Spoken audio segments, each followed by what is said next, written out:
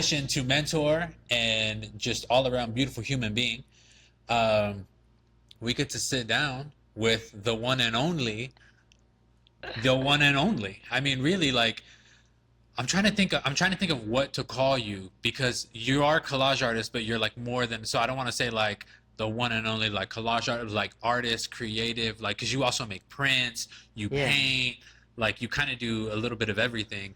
And They so call me a Renaissance woman. a Renaissance woman, I love that. Yeah.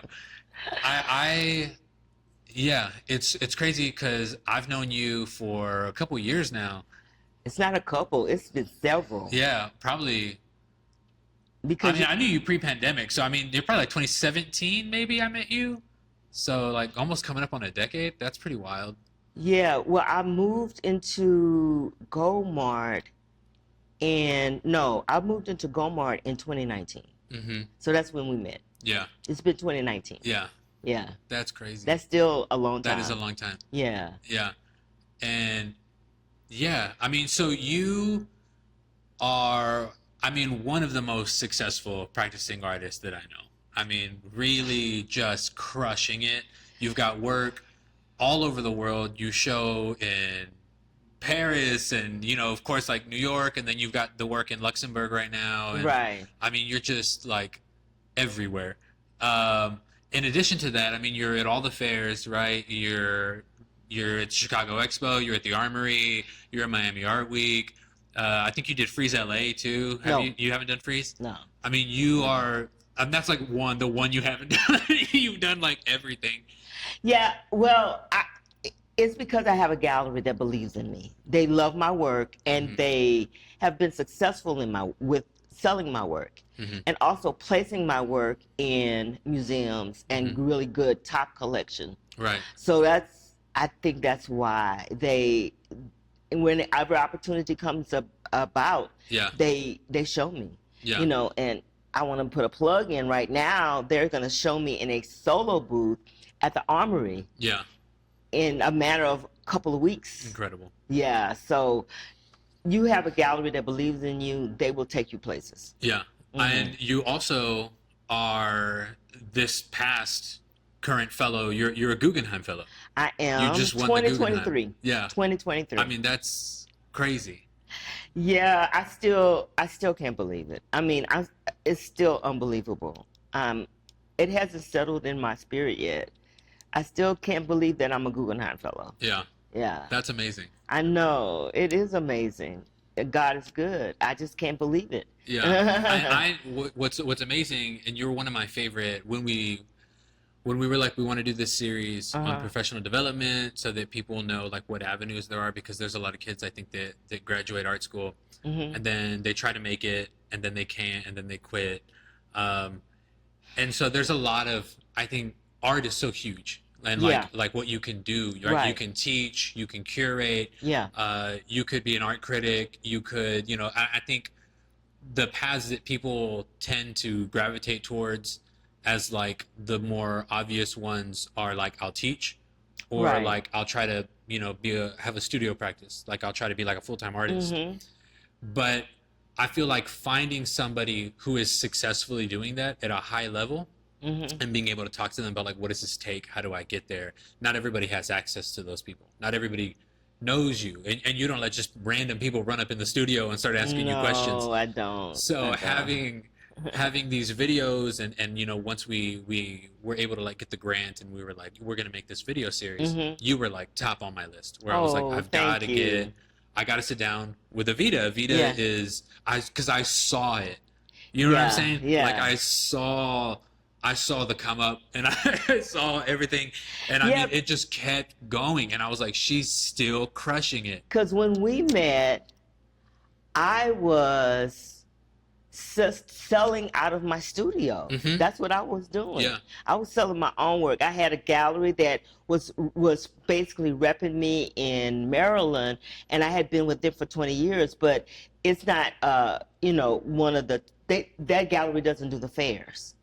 So, yeah, That's when we met. I was doing small pieces, Yeah. like 8x10s, Yeah. and yeah. You're one of my favorite stories because there's so many people, and I'm sure you know it, right? Because you're in like those higher circles. There's so many people who only have careers maybe because of who their parents are, or Right. because they're like, they're Nepo children, or they had all the connections. Yeah. And you just grinded the whole way through. And I always tell people, like, no, she's the real deal. Like, I knew her when she was like delivering favor. Like Yes. she really clawed her way all the way up there and earned like all of, and so that's so amazing to me, and it's so inspiring to me to see somebody who started with nothing but talent and determination and favor and was like, I'm gonna make it work.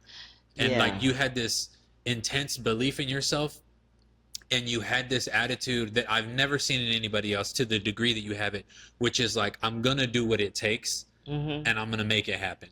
Yeah. And you have this level of perseverance that, I mean, it's hard to even describe, but it's so genuine. It's not something that you say because you're like, well, I made it, so now I can talk about like how, you got to do whatever it takes and da da da. You had that back then, like Right. you've always had that, and it just like steered you the whole way. And I admire it so much. I admire you so much.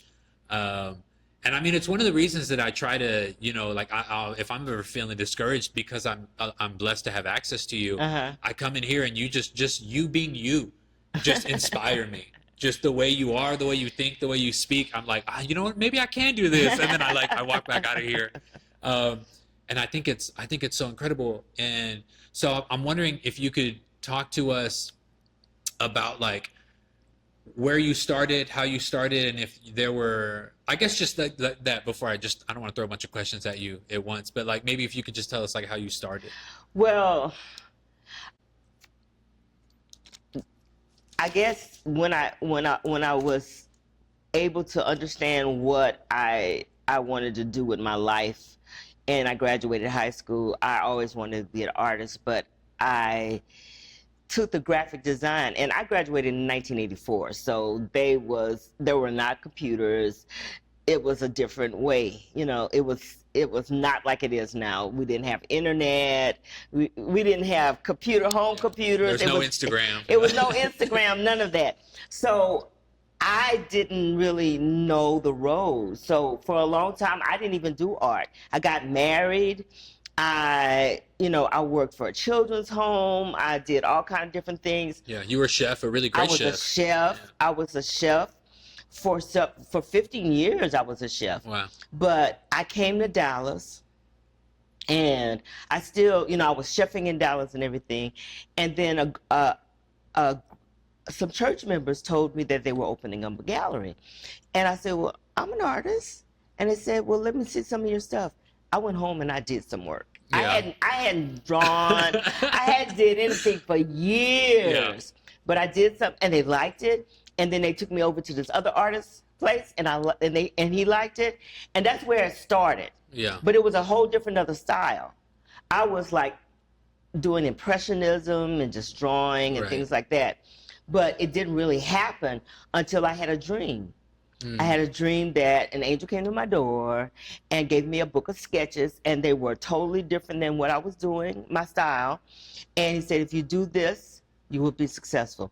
And when I did that style that was in the book, when I copied it and did it in real life, the next year I got commissioned to do 2 posters for jazz festivals, for the Essence Jazz Festival and for the New Orleans Heritage Festival. Yeah. So I did both of those, Jazz and Heritage Festival. I did the Congo Square, and I did the main poster for Essence.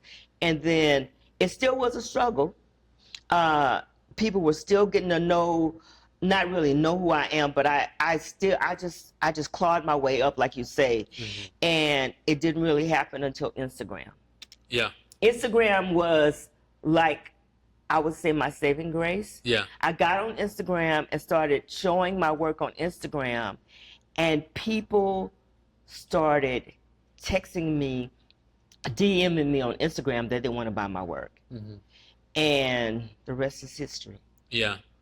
I think, so I want to give you more credit than you just gave yourself, because I hear your story, and Uh-huh. you're telling the truth. Uh-huh. But there's a part that you're not mentioning, which is that that sort of hustle that you had of like telling somebody, like, oh, I have art, Yeah. and then going home and then creating art that night, and then just being like, I'm gonna do it, Uh-huh. and then going back, you applied that to Instagram as well, because I know that you were out there DMing everybody who was important, and you were like, look at my art, look at what I'm doing. You were over there, you were DMing galleries, you were DMing like art fairs, museums, you were DMing celebrities, you were like, this is my art, it's fantastic, and you should like it. And the incredible, beautiful audacity of that is so like, it's so unmatched, because I remember, I mean, that's just incredible. And I know because from talking to you that it doesn't always work out, but it doesn't have to all the time. It just needs to work out once. Exactly. You just need one person. Right. That's all you do. And you have to be fearless. You know, you can't be scary, like they say, a scaredy cat. You can't be a scaredy cat. You have to be fearless, and you have to believe in what you do. Right. You know, now you can't just do mediocre work. You have to do your best. Mm-hmm. And I feel that I honed my work, and I got to the point that it was, and I still work on my work. You know, I don't think that an artist, even though I won the Guggenheim, I think that you are still progressing. You will always be progressing. Your work will always be sharpened and get better until you die. Mm-hmm. But I think that when I got on Instagram, I was favored because my work was colorful, it was bright, it was telling stories, and people liked that. And I'm fearless. Yeah, no, genuinely. Yes. Like the definition of I will jump on a off a cliff and say I will learn how to fly. That's the way I am. Yeah. And that's what I was feeling about Instagram. And I was hesitant. My girlfriend that I've been knowing since she was 8 years old, she was on me and said, get on Instagram. And she worried me for 2 years. And she said, you need to get on Instagram. And I said, I don't want to get on that. I said, I'm on Facebook. She said, Facebook is nothing like Instagram. Right. Especially if you're sharing images. Exactly. In 2018, I got on Instagram, and it's like the Red Sea parted. I mean, I started getting a lot of people, and you was able to touch celebrities. It was almost like the playing field was leveled. Right. And someone told me that, I'm jumping ahead of you, but someone told me that they saw or they heard Samuel Jackson talk about my work. And I said, how? I said, he doesn't even have my work. At this time, you're not, when they say this, you're not making these huge sales. You're very much like, how does he even know what's going on? Yes. Well, a gallery in New York sold my work to Denzel Washington in 2018, and that's when I quit my job. I quit my job as a chef. Yeah. Because the check Denzel's got it. I'm out of here. The check was really big for one sale. And that was the first sale of its kind, right? You weren't making, that was like the starting point, right? Yes, that was you're a chef. I'm a chef. Yeah. You know, I was working 16 hours a day as a chef, standing up. Then I would go home at night and I would do artwork. Mm-hmm. And I was doing it out of my apartment on the floor in my living room because I didn't have a studio. Right. So I was determined that I said, okay, because the gallery in New York said, well, I want to do a show for you. And I said, how am I going to do a show? Mm-hmm. And I said, I don't have any place to work. I made a place to work. Mm-hmm. I just worked right there. I had an extra bedroom, so I worked in there, but it was still not enough floor space. Right, yeah. So I needed floor space. You got your own warehouse in here right now. Yeah. So I needed some space, but the pieces weren't big. They were small, but I still needed space.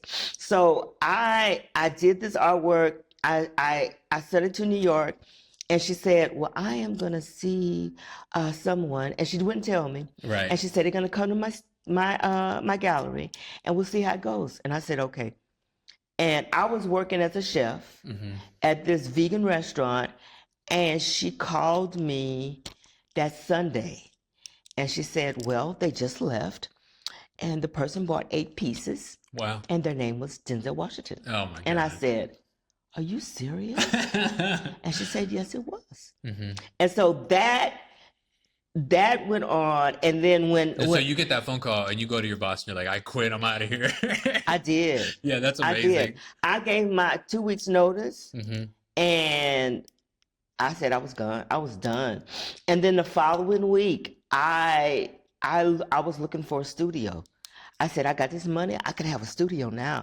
And I found a studio which was right down the street from my apartment. Yeah. And that's when I met you. Yeah, we were studio neighbors. Yeah, we're studio neighbors. Yeah. Yeah, and I met you and I said, oh, this is cool.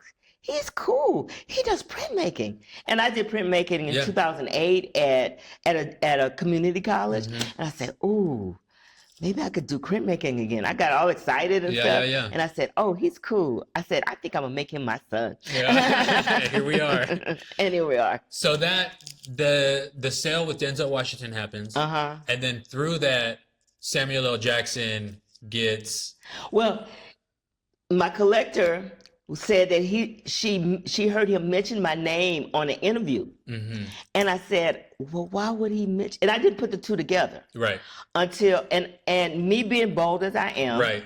I DM'd him. Yeah, you DM'd you slid into Samuel L. Jackson's DMs. I slid in his DMs. I love that.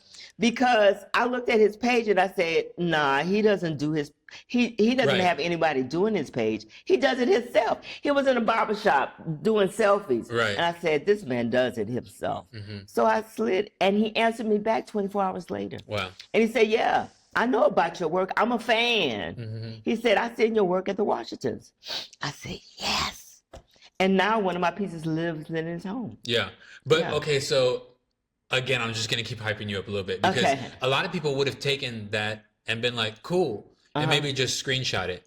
You took that opportunity to sell him artwork through your DMs. That's crazy.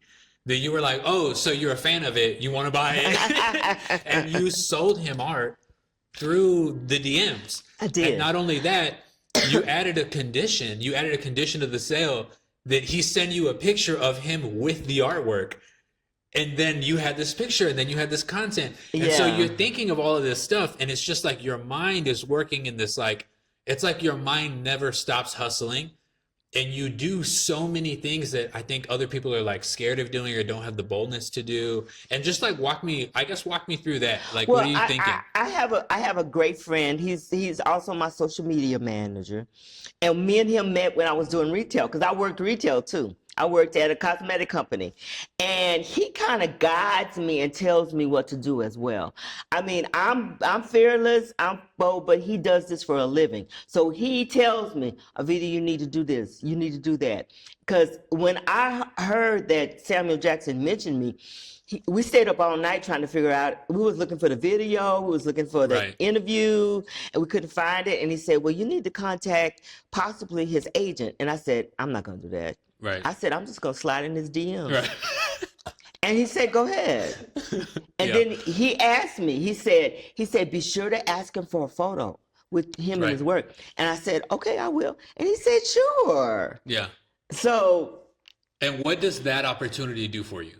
Like when you sell him the work and then you get the photo, because a lot of people, again, they'd stop right there. What do you do with that? Like, because I know that helped you a lot. It's interesting because there's so many moments in your career that take you to the next level, but only because they happen to you. I think those same opportunities happening to other people, they might not have, because I feel like you're getting opportunity and and you're not looking at it and going like, cool, I'm going to put it right here. Like you're stopping and you're looking at it and you're going, okay, but what could this be? And then you're like looking at it and you're like, all right, that's what it is, but what could it be? Like how can I take this and like maximize this opportunity? And you're so good at that. So there's a story in the Bible that talks about a person gave 3 people talents. Right. And they gave them different amounts of talents. And, one of them doubled it, one of them tripled it, and one of them put it in the ground. Mm-hmm. I feel that when I'm given an opportunity, I shouldn't just lay it aside. I should take that opportunity and run with it, and give it legs as long as I can, make it work. And that's what I did with the Denzel Washington thing, and the Samuel Jackson thing. So I talk about the story about Denzel Washington. I talk about it a lot, and that was like over 10 years ago. Yeah. But not 10 years, not over 10 years, but almost 10 years ago. I talk about it, and the Samuel Jackson thing, the photograph, we boosted it on it. It's on. We boosted it. Of course. We You boosted should, it. I'd be boosting that right now. It got a lot of views. I think it was like maybe 20,000 views or something. It went crazy. People were DMing me and all that stuff. That also opened up opportunities for me to do other things. So when something falls in your lap like that, you can't just put it aside. You gotta make it and get leverage out of it. Yeah. I want to take a beat for a second, because we're talking a lot about these really great things that are happening to you. But for a lot of like students, or people who just want to get into art who are watching the video, I can see them looking at this and going, this is kind of unrealistic for me, because it's just a lot of really great stuff happening to her nonstop. I don't see how that translates for me. So I want to take a moment to talk about how there are long stretches of time in between those things happening. And there are you have the Denzel thing, and then you have a lot of struggle. And then you have the Samuel L. Jackson thing. And then even after that, you have struggle. I had struggle. And then it's not, and so if you wouldn't mind, would you talk a little bit about what it looks like to persevere through those struggles in between those massive triumphs? Right. So,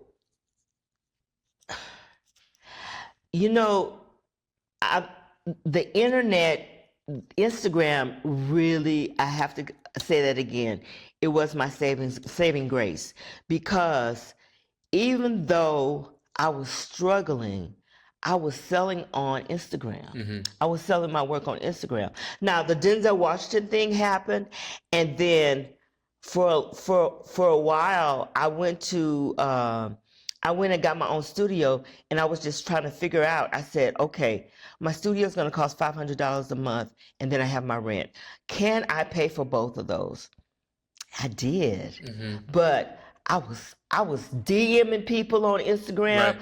I was, anytime somebody said, I like your work, I said, can I send you a tear sheet? Right. I used art. Because you were your own representative at that time. You didn't have a gallery.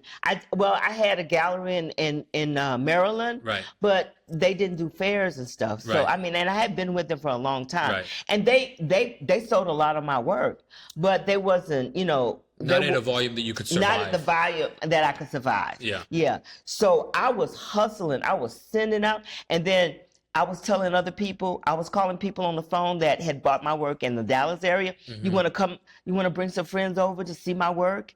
I said, I have a studio now. So I was busy on the phone, talking to people, emailing people, sending tear sheets of my work. I was constantly doing that. For people who don't know, what is a tear sheet? A tear sheet is what was a tear sheet back then? Because I know now it's like you bump the phone and they go, but what's a tear sheet back then? Well, even though, what I had got on this platform called Art Archive, and you put your work, it's a platform where you can place your work and archive it and put, the sizes and everything and how much they cost. And from all of that data you put in that platform, you can create a tear sheet. So it's a digital tear sheet that you can email to somebody. And it has the name of your work, the sizes, and the prices. Right. So I was sending that out to people. Yeah. I was sending that out to people almost every day. When somebody would like my work, I would go in that I would send them a message and I said, "Oh, you like my work? Do you want to purchase? Do you want to see my work?" I would do that. Yeah. I was on it. Yeah. I was on it. Every day I was. And I was selling pretty good. COVID was my friend. I hate to say, I know a lot of people perished during COVID, but people were at their home and they wanted to see pretty things on their wall. I sold so much work during COVID. I was putting my mask on and going to the FedEx almost every week. Wow. Selling artwork on my own. I was selling my own artwork, boxing it up and shipping it out. Yeah. I sold so much work during that time. Between 2019 and 2021, I sold a lot. But 2020 is when, the fall of 2020 is when the gallery that I'm with now contacted me. Yeah, and walk us through that. Like, so you're doing all this on your own. You're hustling. You're doing your thing. You've got the studio now, which is like a little room, like half the size of where we're at right now. Yeah. Half the size of this room of where we're at right now, not even considering all of that. Right. So like, you don't reach out to them, which is really unique because at this point, and this too is, I think this too would be helpful, is that after you sell, helpful to like the people watching, after you sell that work to Denzel Washington, you are still struggling for recognition. There are galleries after that sale that still say mean things about your work. They're like, this is not for us, or this and that, da da da. And so you're still having to kind of like self-validate in some way, right? I still did, even though I had that huge sale, but it was a private sale, and it's nothing that I could, I couldn't really mention the gallery who sold the work because they said don't mention me, and I had to be real careful. But I used the name Denzel Washington, and I promoted myself, but still it was a struggle because I still didn't have a large gallery promoting me. Right. I just had a gallery that also sells frames that represented me, and no shade on her. Right. She did a really good job. She sold a lot of my work. She promoted me, but she doesn't do fairs. Right. But a long time ago there was this Black Art Fair that was in New York every year, and it was called the National Black Art Festival, and it was the National Black Fine Art Show, and it was once a year. It was really good. It was like a high level art fair, but it was only for African American artists, and you had to be in a gallery. So it was really nice. Now she took me to that. Not an African American gallery, but African American artists. That's the only ones that even the gallery wasn't African American. They had to sell only African American work. Now I was showed at that fair for, I guess, maybe 4 or 5 years, and I did little small pieces, like 5 by 7, 8 by 10, 16 by 20s. But I started to get recognized. Every time somebody saw that work, they would buy it. I would always sell all the work that the gallery brought at that show. Yeah. And that was like 2015, 2016. So then Denzel Washington brought my work, and then I quit my job. I moved into a studio, and I hustled.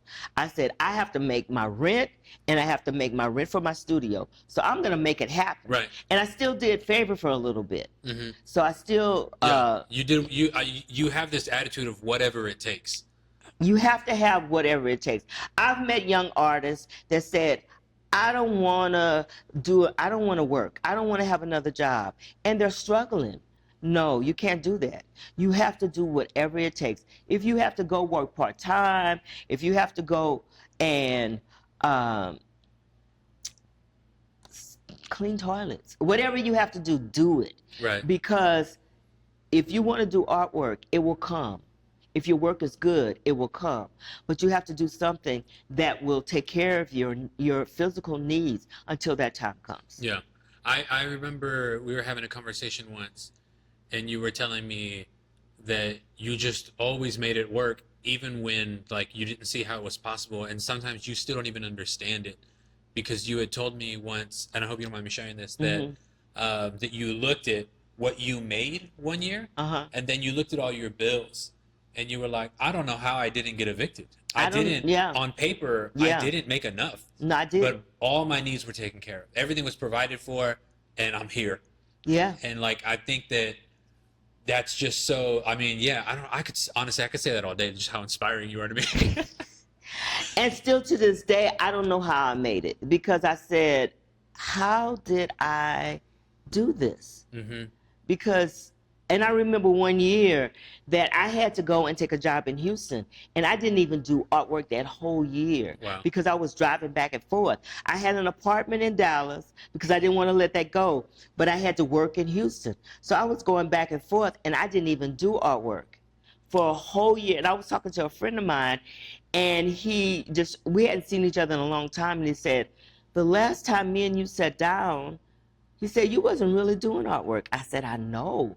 And look where I am now. Yeah, you're crushing it now. Yeah.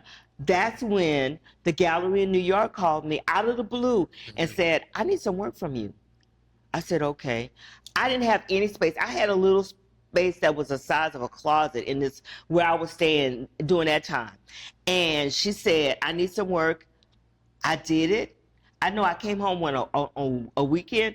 I did some work, shipped it to her, went back to Houston, and then she said, okay, I want to do a show for you. I said, how am I do a show? And I'm working in Houston. But I came home, did some artwork, came back. I mean, it was just a hustle. I did whatever it took. And then I quit that job in Houston, and then I got a retail job. I was working in the mall as a retail, and then I would come home after working retail and do artwork. Yeah. You know what I love about you is there's no part of you that is like, I can't because. No. Like you figure it out. Yeah, like always. And that's what you have to do as a young person, or even as an older person that still wants to get into the art game. You have to figure it out and do what it takes. And what happened was, I met this wonderful attorney at one of the shows I had at the African American Museum here in Dallas. And she came, and me and her clicked. And she said, so what you want to do? I said, well, I want to do this, this, this, this. She said, do you have a plan written down? I said, no. She said, we're going to write a plan down. And I employed her services. Now, at the time, I was not making a lot of money, and she was expensive. But I said, okay. We sat down, and we made a list of everything that I wanted. And then she added on that list. Yeah, I love this list story. This is a good story. She said, okay, you're going to start working on canvas. Yeah. I said, I don't work on canvas. She said, well, you're going to start working on canvas. She said, your work is going to be 4 feet, 5 feet. I said, I've never worked that big before. She said, write it down. Mm-hmm. She said, your work is going to be 7 figures. Not 7 figures. Yeah, 7 figures. I said, how my work is going to be 5 figures. He said, your work is going to be 5 figures. I said, right now my work is going for 3 and 4 figures. She said, write it down. Mm-hmm. Everything she wrote down. Mm-hmm. I said, well, I really would like to be a Guggenheim Fellow one day. Mm-hmm. She said, write it down. Yeah. And we wrote down everything in the list. Within 3 years, everything on that list was done. I love that. I love that story so much. Every time you tell me that, I'm like, I got to make a list. Like, I don't have a list for anything. Yeah. That's amazing to me because it shows, like, how strategic the whole thing can be. Yeah. Because, again, I think that people, like young people, might listen to this and they could be a little cynical and be like, well, this is just a lot of luck that happened to somebody. No, and one thing that she told me, at the time, I was in 5 different galleries. Uh-huh. I had work at 5 different galleries, and she said, call them and pull back, and you're going to be represented by only one gallery. And I said, how I'm going to make a living? She said, trust me. Trust the process. And so I called the galleries and I called back my work, and they were not happy. Mm-hmm. They said, why? I said, well, I'm tapering down my representation, and I said I would like my work back. They weren't happy. They sent the work back. Some of them hemmed and hawed, but I finally got off the work. I worked with one gallery until the gallery that I am now took me over. Yeah. And so so that gallery reaches out to you out of the blue. Okay. So one day I got this email that they said, "Oh, we've been following you and seeing your work. We would like to have maybe 4 to 5 pieces of your work and show them in our gallery." And had you heard of this gallery before? I had never heard of this gallery before, but when I saw LA, when I saw Los Angeles, I started jumping up and down. Right. And this is a huge gallery. This gallery is, It's huge. So I immediately called my attorney and I said, "You never guess who contacted me." I said, "A gallery in Los Angeles." And this was on our list because we did New York, we did Los Angeles, and we did 2 other cities. And I said, "A gallery in California contacted me." And she said, "Okay, let me do my due diligence." So she looked them up. She said, "This is a pretty good gallery." Mm-hmm. So I sent them an email, and they said, "Boy, you responded fast." I said, "Yes." No, I called them. I said, "Hello." I said, "This is Evita Tezeno." I said, "You contacted me. You sent me an email." Yeah. And she said, "Oh, yes, we love your work." And they said, "We would like to, have 4 to 5 pieces in our gallery." And I said, "All right." And they asked me what I work on. She said, "Well, we really would like to have some pieces on canvas." Yeah, and you were like, said, "Luckily, I got a list." And on my list, it said to make works on canvas. So I went crazy. Mm-hmm. I did more than 4 to 5 pieces. I did like 14. Yeah. And every night, classic Evita. every night, I was sending images to them, texting images to them, and they sent me an email and they said, "Since you're doing all this work, we need to show it." Right. So they had a little small gallery, and they were in Culver City at the time. Culver City, close to Los Angeles. And they had an empty space next to them. They rented a space just to throw me a solo show. Yeah. They did not come do a studio visit because it was during COVID. Mm-hmm. All the images they saw was only by photograph. Yeah. And they said, "We want to do a solo show." And I said, I was so excited. I called my attorney and I said, "I got a solo show in Los Angeles during COVID." For the first time, I didn't have to box up my work. A truck came, pulled up. Yeah. They did everything. Right, yeah. They took the pieces, they wrapped them up, they put them on the put it on the truck. Yeah. And they took them to California.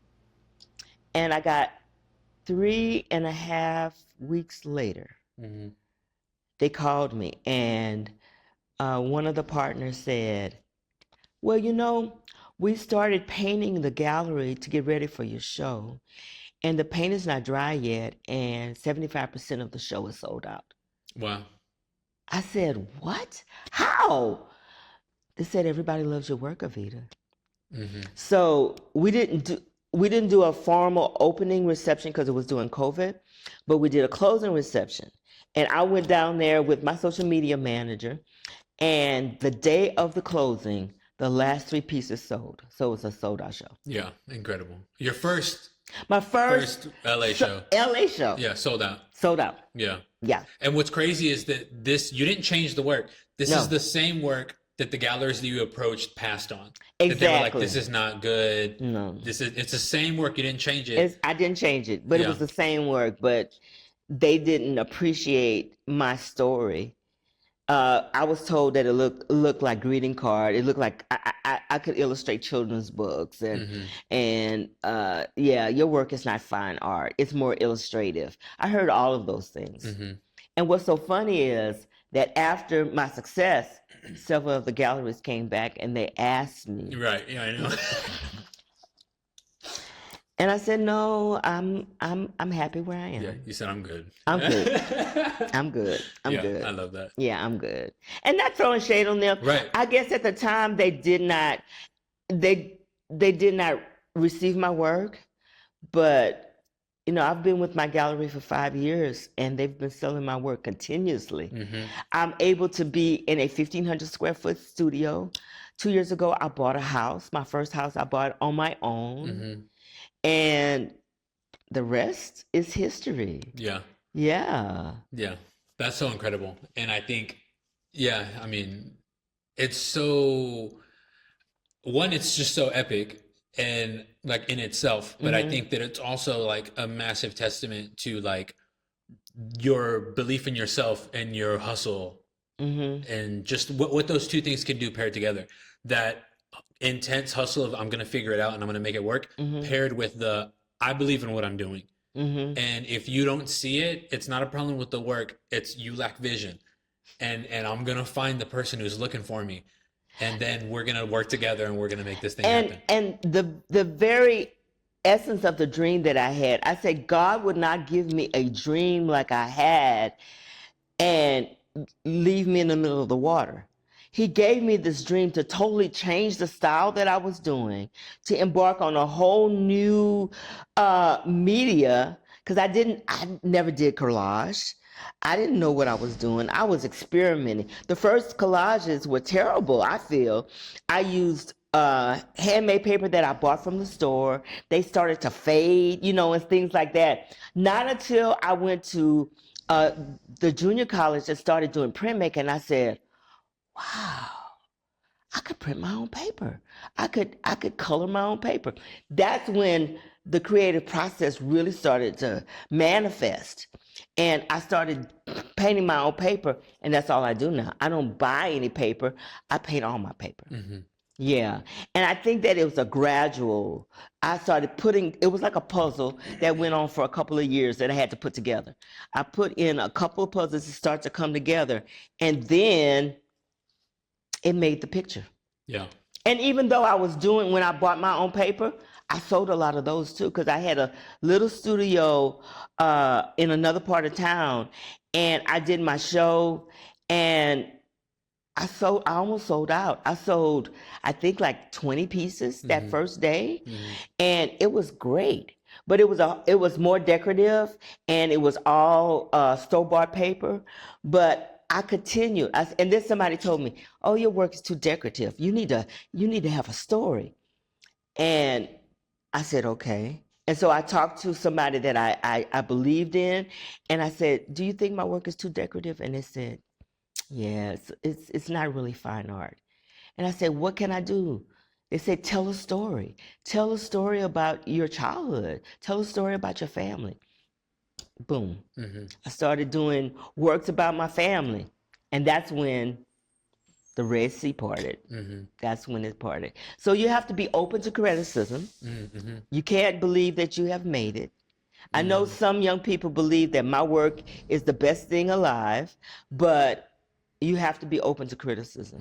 And you have to take it, and then you have to work on your work and then show it to other people, and then let it be criticized again. And you might not get it right the first or second or third try, but you have to keep trying till you feel that it's good. And not everybody's going to like your work, but once you feel that you have gotten to a point that you can show your work to a gallery.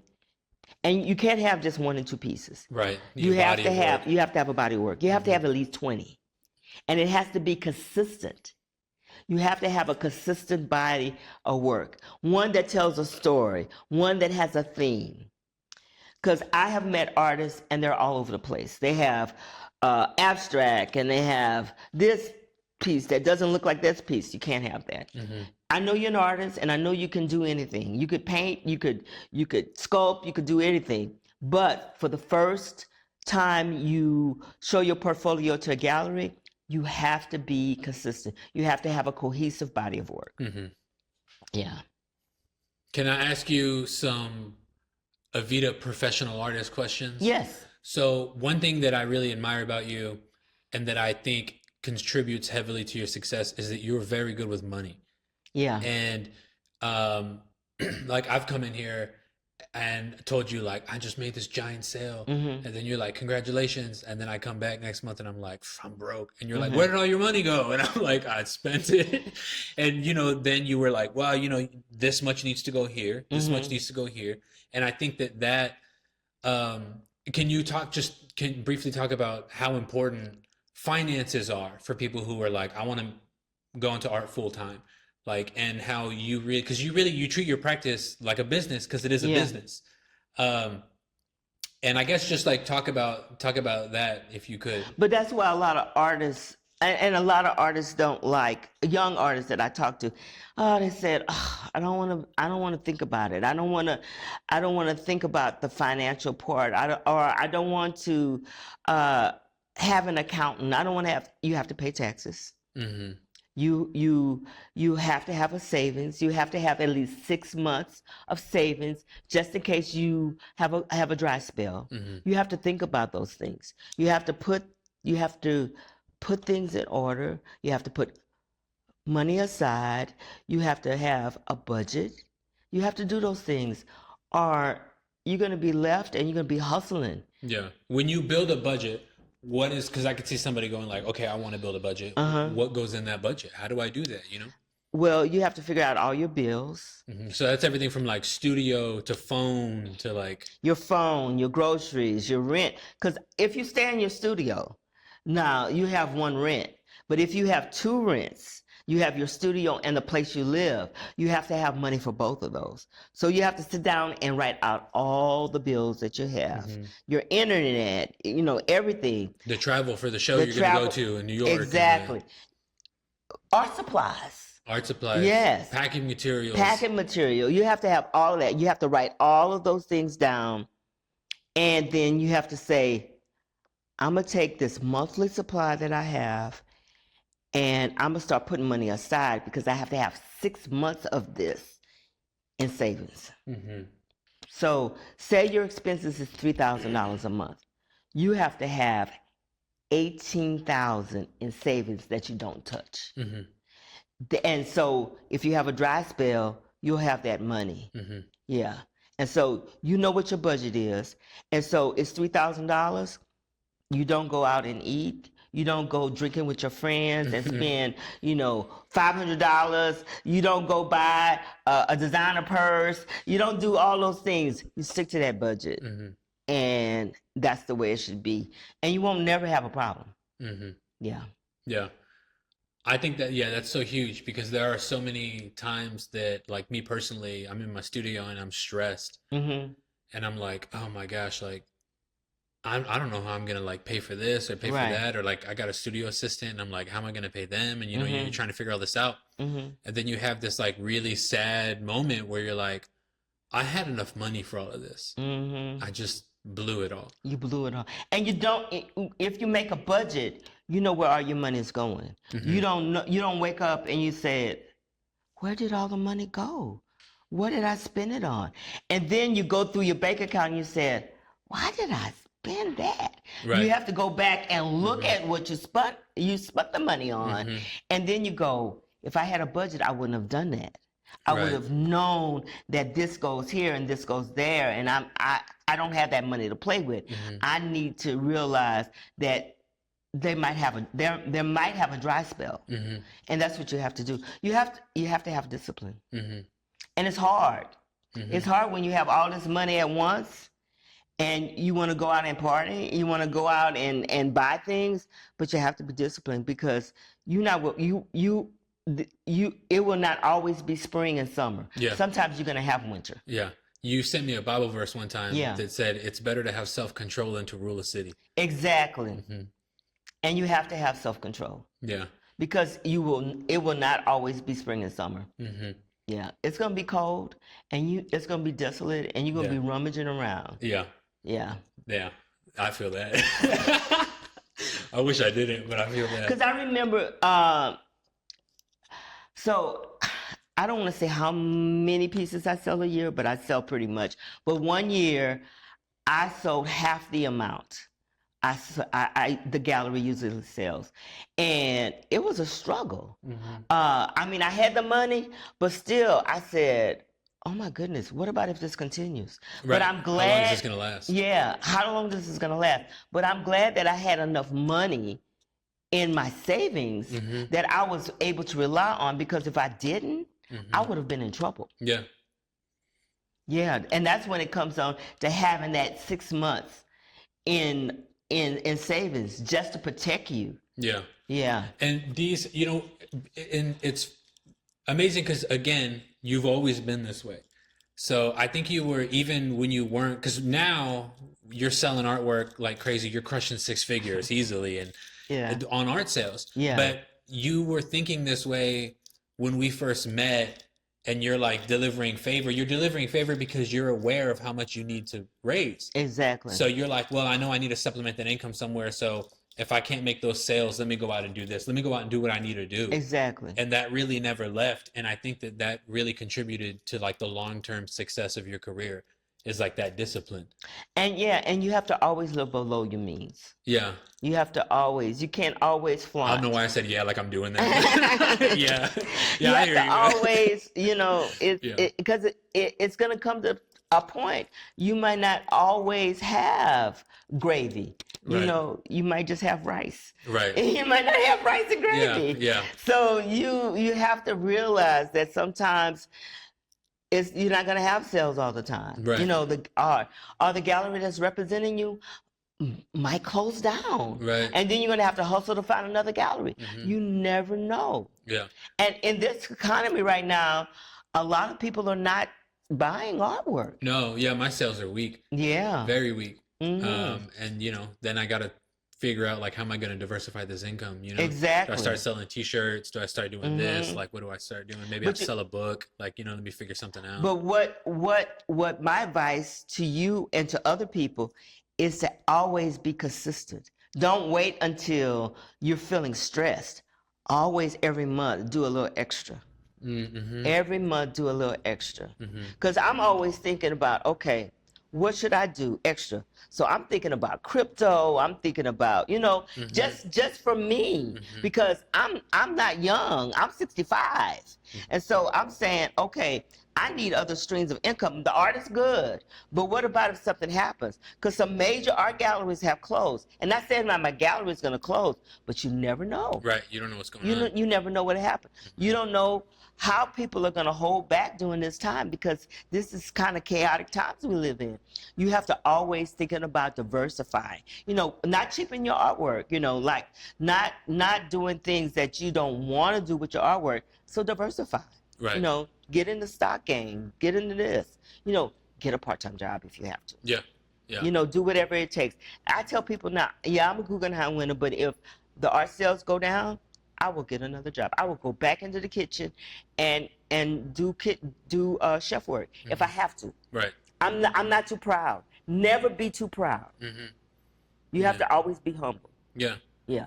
I think that so much of that is evident in like you sliding into people's DMs and doing that. You're like, I'm not too proud to shoot my shot and get what I need to get. Exactly. And I still do that. Yeah. That's amazing. I still do that. I contact curators when I see them like my work on Instagram. I will send them a message and say, hi, I want to introduce myself. Yeah. I said, I don't know if you know of my work, and here is my CV. I will send them my CV in a minute. Amazing. Yeah. Okay, so we talked a lot about like galleries and gallery representation. And I can see a lot of people that are like, yeah, like I want to do that, but like two things. One, how do they do that? And then the second thing that they're probably not asking that they should be asking is, what's the difference between a good gallery and a bad gallery? Can you speak on that a little bit? So galleries do not like you to solicit them. So,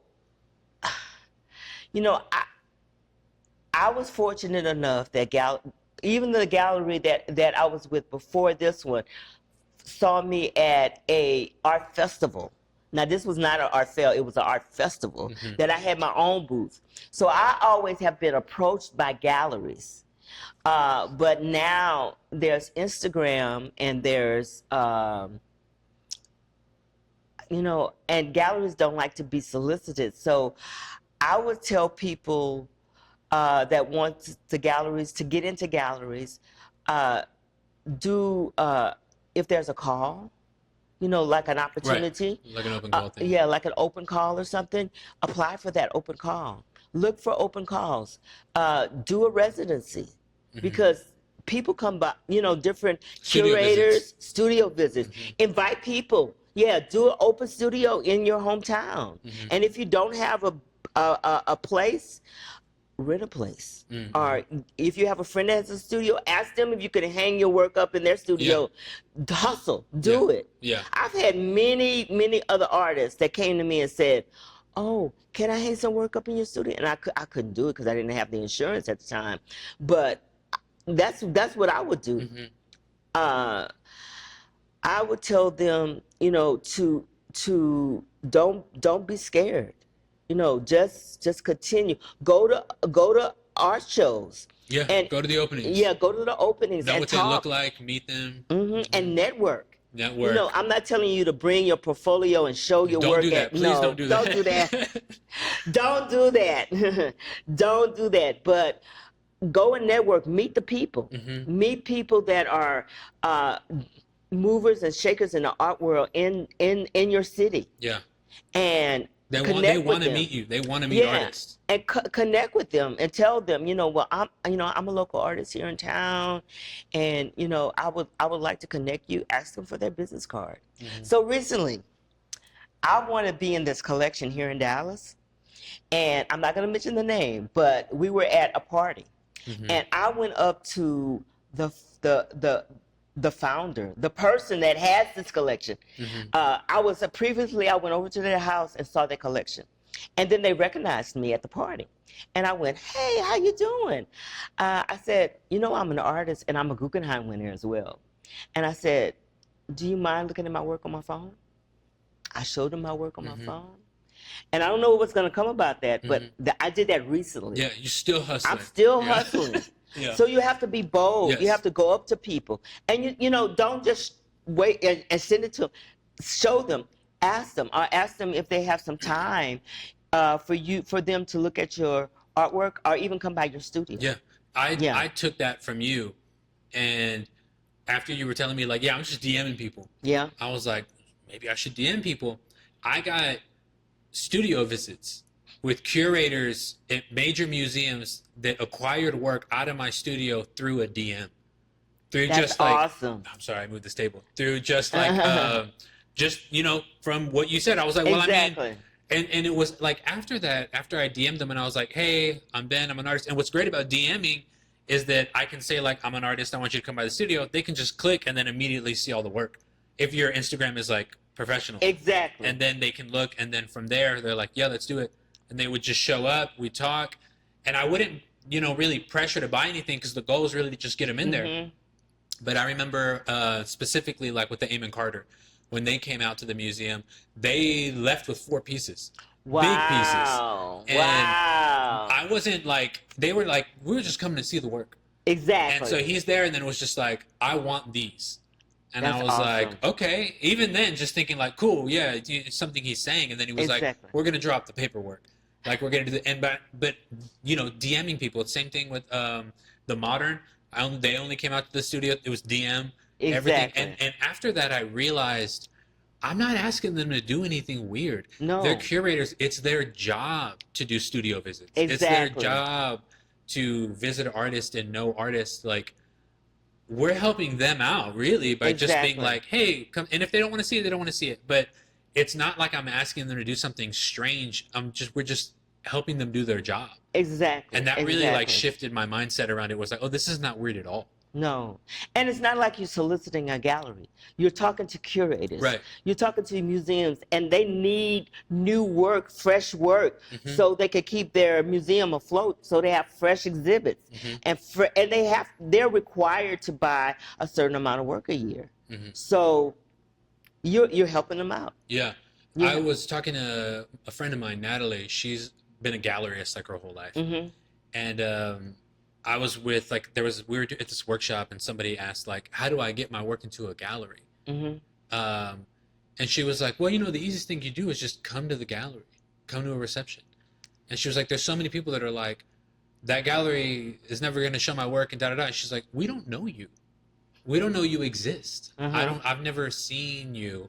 And if somebody walks into the gallery and they're like, "Do you want to show my work or something?" My first question is like, "Do I know you?" I know. I don't know you. You don't know. And she was like, "So, I mean, really, one of the best things that you could do is just start going to the receptions, start meeting the people." And I do this thing. I don't know if this is healthy or not, but I do this thing where I know who everybody is before I go in that room. I'm Googling them. I know what they look like. I know what they just finished. Sometimes I'll follow them on Instagram. I know you just got back from Paris. And I'm going to casually work that into a conversation. And then we're going to be having a good time. We're going to be talking, but it's all like pre-planned. Yeah. Because it's not that I'm trying to manipulate these people, but I'm there to work. Yeah. So it's like I'm going in there and I know who I need to meet. I see you and I'm going to recognize when you're alone. Right. And I'm going to go approach you and I'm going to introduce myself. Right. And I'm going to be like, "Hey, I'm Ben. I know that you run this collection or that you're doing that, or I saw that, you're curating this and that, and just through those relationships, I've got to meet like really incredible people. And yeah. So there's this big time artist. I mean, she's huge. I'm not going to mention her name. But I was at a art gala and I went up to her and introduced myself. And it was so funny. She said, "So why are you here?" I said, "I'm here because I donated a piece." And she said, I want to see the piece that you donated." I went and showed her the piece. She started laughing. I said, "What's so funny?" And she pulled out her phone. She had taken a photograph on it because she wanted to bid on it. Yeah. So, I mean, and now she invited me to a party the after party of the Brooklyn Museum. I went to her opening that she had in a museum. I went to another thing just because I made that connection with her. Right.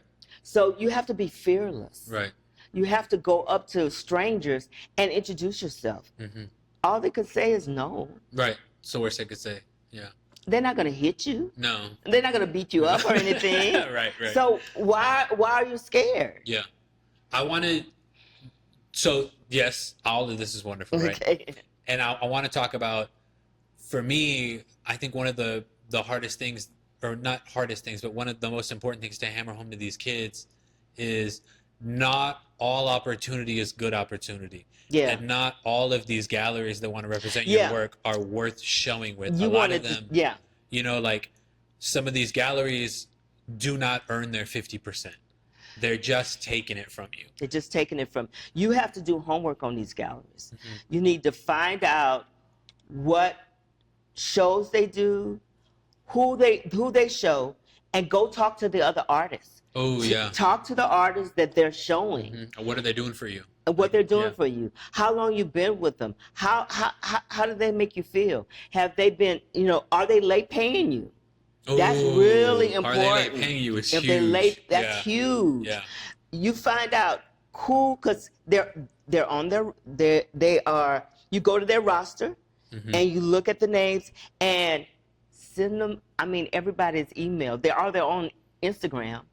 Send them a DM. Send the artists a DM and ask them questions.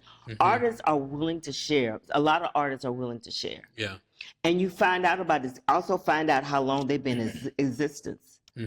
And if they do any art fairs. And if they don't do any art fairs, how long they've been at that location. Yes, yeah. And what type of reputation they have. Right. You have to do your homework. There are some galleries I know that they don't do fairs, but it's because they've been around for 80 years. Yeah. So their client list is deep. And they don't need to. Yeah.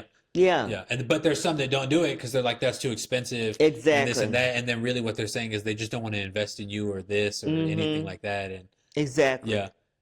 I have one of my favorite examples is I worked with this gallery, which I won't name, and they were always doing like the bare minimum for a while. I just didn't know. Right. I thought this is normal. And it wasn't until I did like a guest thing with a different gallery and they paid for everything. They paid for like crating, shipping. They paid for my travel. They gave me a place to stay for the opening reception because it was like in a different state. Not only that, they did a whole like press run that I had never seen before. They like contacted all of like the major like art magazines, all of their local press, state press. And so by the time I was landing, by the time my plane was landing, it was in newspaper. I could walk down the street, pick it up, and there was my show. Wow. Like it was everywhere. And I was like, that's what you get 50% for. Exactly. Oh, I understand. Exactly. It's not just for like hanging something on the wall. It's for all this other work, and then the extravagant reception you're gonna throw, all the Mm-hmm. clients that you're bringing in, Exactly. and then yeah. I mean, it was and all the stuff that I didn't have to put up with, right? Like one of the pieces I remember, the guy he sold it to somebody in Hawaii. And so Wow. I'm like not even in the gallery yet. I'm getting ready or whatever. And, he's pre-selling stuff. So he calls me and he was like, hey, this guy in Hawaii, he wants to do this. Would you take this for it? He's offering this instead of this. Are Mm-hmm. you cool with that? I'll take the discount out of my 50%. And like, Mm. like doing all, and and he Mm-hmm. paid for the shipping outside of our percentage. He paid Wow. for the shipping to Hawaii. And I was Wow. just like, looking back at my gallery, like y'all aren't doing anything, and kind of realizing, like, okay, cool. There's a really big difference Right. between a gallery that's like earning their 50%, like a good gallery and a bad gallery. Because I think there's a lot of people that would willingly take 50% of your art. Um, but it's just a matter of like figuring out, is this a good gallery? Is this a bad gallery? Exactly. And you have to make sure that they have a really good reputation. Mm-hmm. Yeah, and you get along with them because you're going to be working closely with them. If they take you on as a exclusive, that means that you are showing with them and no one else. You have to. They're going to pay. They're going to be paying your bills. Mm-hmm. So you have to. You're going to be talking to them on a weekly basis, Mm-hmm. maybe even on a daily basis, Mm-hmm. and you have to be sure that you can get along with them. Right. Yeah. Yeah.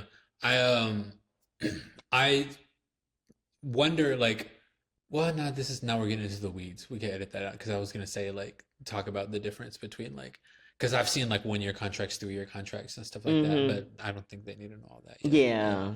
Yeah. Okay, well, what is, I guess for my last question, Okay. what is some advice that you wish someone would have told you when you like got started that would have made everything easier?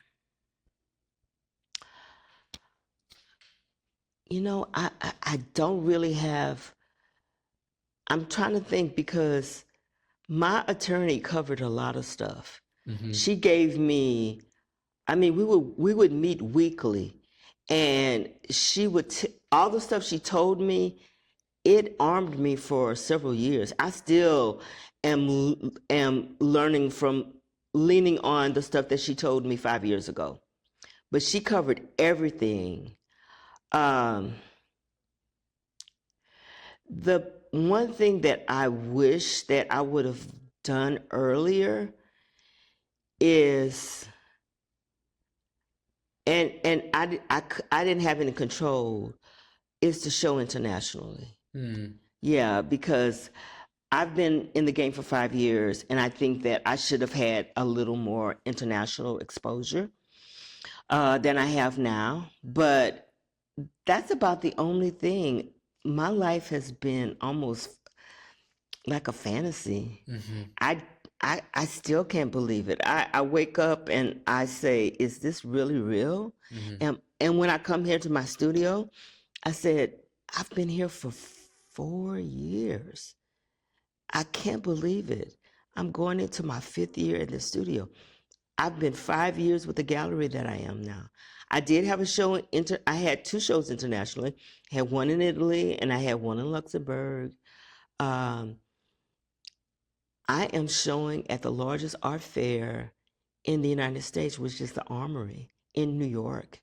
I have a solo booth. I don't know what other advice that I should have because I think that I think at first I did a lot of work. Maybe I shouldn't have done as much, but I sold it all. Mm-hmm. I have none of it left. So I don't know. I think that my attorney sat me down and gave me a blueprint. I mean, we would spend hours talking, and I I mean, she would send me the notes, and I followed everything that she told me to do. And this is where I am here today. Mm-hmm. I don't think there was nothing missing. Yeah. I have no regrets. Mm-hmm. Yeah, no missing pieces. Yeah. Nice. Yeah. I have so much respect for you and so much love for you. And thank you Thank you. for hanging out and talking to me and everything like that. Okay. Yeah. Thank you, Ben. Yeah, we're good. Thank Okay. you. Cool. Yeah.